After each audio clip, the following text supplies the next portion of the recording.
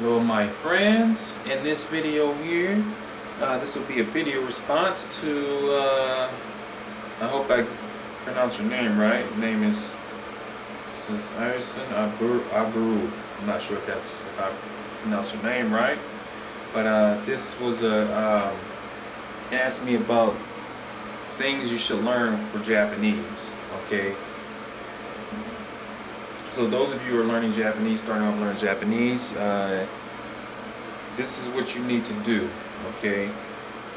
Now, hiragana in Japanese has three forms. They have hiragana, katakana, and kanji. We all know that. So what you want to do is, I don't think it takes longer, it shouldn't take no longer than 3 weeks to fully master the katakana and hiragana. It shouldn't take you no longer than 3 weeks. So I would say spend at least 2 to 3 weeks on hiragana and katakana, okay? And I would say if you start off with hiragana first, do 3 lines, okay? Because normally I assign my students 3 lines of hiragana to work on, and then once you feel confident enough, move on to the next 3, and then move on to the next 3, and then you will have finished the whole alphabet. So it shouldn't take no longer than 3 weeks to finish the alphabet, the hiragana alphabet and the katakana alphabet. You just do the same thing. Once you start on katakana, assign yourself 3 lines there. It's just the first 3 lines, the next 3 lines, and so on that. Okay, and by the end of the 3 weeks, you should have memorized all those. Now, when you read, you're not going to, of course, you're not going to be able to read it fast, but you will be able to read everything. It'll probably be a slow pace, but it won't be very, very fast. But you will be able to recognize the character. Okay, that's the goal, is to be able to actually recognize the characters when you see them.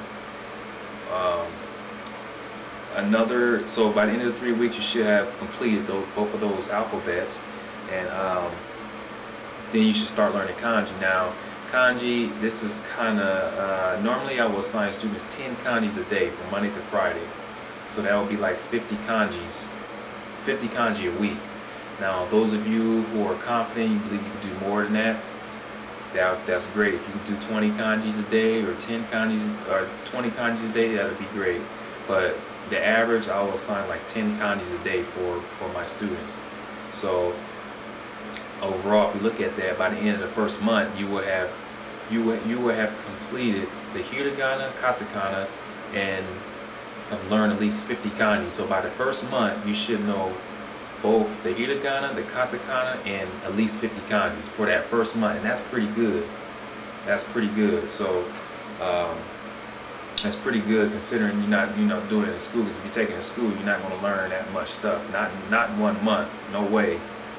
You're not going to learn both alphabets. So spend 3 weeks on the hiragana and the katakana, and then after, like I said, after the 3 weeks, take 10 kanjis a day, or 5. If you think 10 is too much, do 5. It doesn't matter. It's up to you. How much ever you can handle, that's what you should do.